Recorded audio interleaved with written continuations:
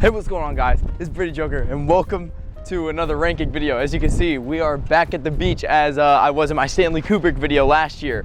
And today, I'm gonna be ranking another one of my favorite directors, as I did last year. Today, we're gonna be ranking Paul Thomas Anderson. Sorry if the audio is gonna be a bit wonky in this one. It's very windy, but this is the only time I'm gonna be able to record this video. So keep in mind, this is a completely subjective list. So yeah, I love Paul Thomas Anderson. The way that he shows all of his movies, the way that they last with you is the thing that makes him so special as a filmmaker. So yeah, again, remember, this is completely subjective. And yeah, let's just get rolling in with number 9. Okay guys, so at number 9, I have Inherent Vice. Now I know this is probably gonna be a bit of a controversial take, seeing as most people put Hard 8 as his worst movie. But for me personally, Inherent Vice just did the least for me compared to his other works. This movie didn't last with me. While I was watching it in the moment, I was like, dang, this is a sick movie, but this is the one that made me think about it the least after I finished it, unfortunately. Now, of course, I think the performances are insane. Joaquin Phoenix delivers one of his best in his whole career, in my opinion. I think the colors and the cinematography, like most PTA films, look absolutely gorgeous. There's this incredible one take towards like 3/4 of the way in that actually was insanely impressive and so well done. And this is really the only film where you really have to feel it in the moment, and it doesn't really last with you like his other movies do. Okay, so Hard 8 is PTA's first film, and yeah, it makes sense. This is definitely the movie where you can see his influences on his shoulders a lot more than something like The Master or something like that.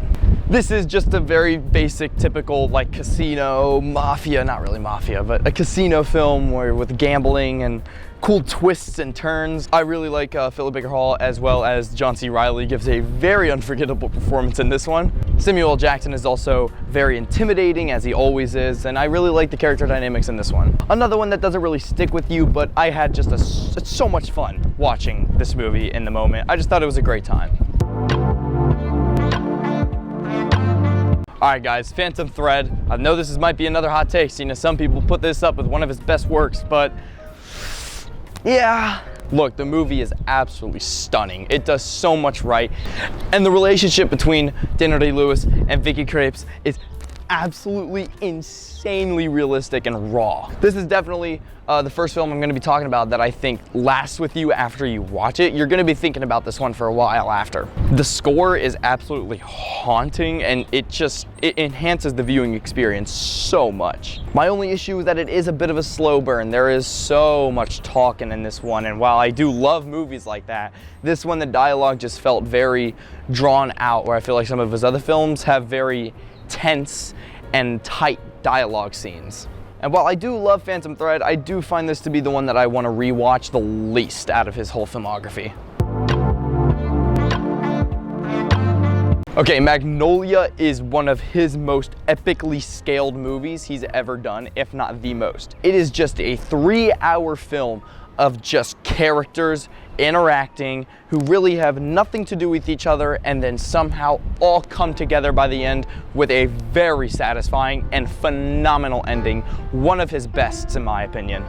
I mean, what is there to say about Magnolia that hasn't already been said? The way that the film is so structured, it's a recipe for disaster, and yet PTA manages to balance dialogue with its pacing perfectly to where you don't even feel that 3-hour runtime. It truly is such an impressive film with an ending that will leave you thinking for it for days after. I would rewatch this thing tomorrow if I could. It's absolutely incredible. Okay? Don't hate me, okay? But There Will Be Blood is not PTA's best film. I'm sorry. Obviously, it's a masterclass of a film, easily one of his darkest films that just leaves you with a sense of by the end.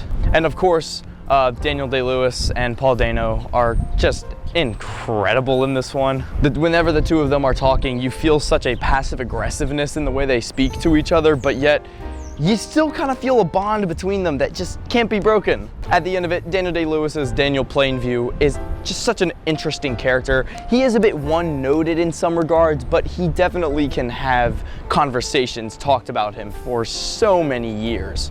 Is he a good man? Did he do it only for greed? Did he actually care about his son? Was he lying at the end? You don't know. And while the movie does have some dull moments and unexplained things that just kind of leave me wanting more, like what was the point of Henry's character? It just is such a massive movie that is so widely popular with so many dark and devastating scenes, and yet something about it doesn't hit with me as hard as the next 4 movies do. And that's just me. Oh yeah, I love licorice pizza. I understand this is another pretty controversial take, seeing as some PTA fans think this is one of his lower rated films, but for me personally, I had a blast watching this one. The pacing was incredible. Bradley Cooper's character, oh my God, it's so funny. And of course, our central dynamic between the two is handled so perfectly. I get it, yeah, she's in her 20s, he's a teenager. Okay, the movie doesn't glorify this in any way, and sure, the romance can kind of seem like off and on, where it's not really the central point at some moments in the movie, but then it is at some points. And while some people might get turned off from that, I personally really like the deviation that the movie goes through, especially when it's paced so perfectly as it is in this film. The film looks very colorful, it's so bright, it gives such a nostalgic sense.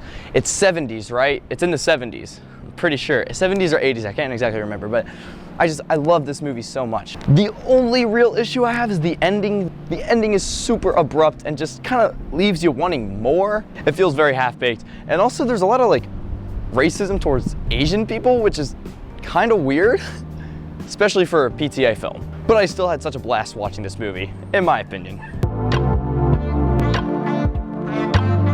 All right, Boogie Nights. How could you not love Boogie Nights? The soundtrack is one of the best soundtracks in any film ever. It's up there with like Trainspotting, in my opinion. And of course, the character work that's done here, wow. In my opinion, Don Cheadle's best performance. In my opinion, Mark Wahlberg's best performance. And in my opinion, Julianne Moore's best performance. And the way this is kind of like the predecessor to Magnolia, where there's a lot of characters going on, a lot of different storylines, and yet PTA is able to mash them all so well together to where they line up in their tones throughout the whole movie, but then it's completely different stories. Like there's just a segment where everything bad that could possibly happen to these characters is all happening to all of them at the same time, and it tonally meshes perfectly, in my opinion. The story is also just insanely tragic for these characters. I mean, this movie just leaves you like, wow, you will definitely be thinking about this one for days on end, just realizing how much the characters in this film went through and have gone through. It's definitely not a happy film, by no means. The name Boogie Nights and the whole, 70s, look, definitely a bit of a clickbait for the movie, but it is truly a masterpiece in my eyes. And while it definitely does you can't see the influences still, PTA hasn't really developed into his own style fully yet, it's still a masterpiece in my eyes. All right, The Master was one of the earlier PTA films I saw, and yet it's still the one that has me thinking about it probably the most out of any of his films. This is easily PTA's most psychological film, where there are so many scenes of just darkened dialogue, and the scenes are so intense, the camera shots are tight, it just makes every scene of dialogue, the tension in them all is so it's over your shoulders. Joaquin Phoenix and Philip Seymour Hoffman give two of the best performances in any of PTA's work. Their dialogue sometimes, especially in that one interview that Philip Seymour Hoffman gives to Joaquin Phoenix at the bottom of that ship, had me on the edge of my seat. It's such a difficult film to talk about, especially since I've only seen it once and it was months ago. The cinematography uses so much symmetry, so much darkness, the lighting, the composition, it's all perfect in my eyes. The only real negative that I can even think of is that, again, kind of like some of his other films, some of the scenes do drag out ever so slightly, but I absolutely love The Master so much, and it is definitely at the top of my PTA rewatch list, for sure. Okay, so Punch Drunk Love is my favorite PTA film and is in my top 10 favorite films of all time. Punch Drunk Love just hits me on such a such a deep emotional level where it's something like Eternal Sunshine of the Spotless Mind, where it just captures the essence of love and romance so perfectly, and the power of love. It does it seamlessly. In the wide scheme of things, yes, this is easily PTA's most simple film other than Hard 8. This is gonna be the one that when you watch it, you're gonna think about it for a while, and then if you don't love it as much as some of his others, it won't stick with you. But for me, this one sticks with me every single day.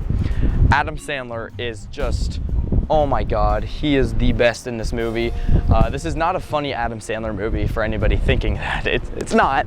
But I do love this movie so much. The pudding gags, the little dance he does in the supermarket, the same suit, the entire thing, the cinematography, the look, the lighting, all the devastating and funny scenes. It just culminates to be one of the best films I have ever seen in my entire life. And that's my Paul Thomas Anderson ranked. This is Grayson. He was here waiting. What do you have to say about the video? Banger. Thank you, man. So yeah, I guess I'll see you guys in the next video. We'll probably be doing Danny Boyle ranking next. And yeah, I'll see y'all in the next one. See ya.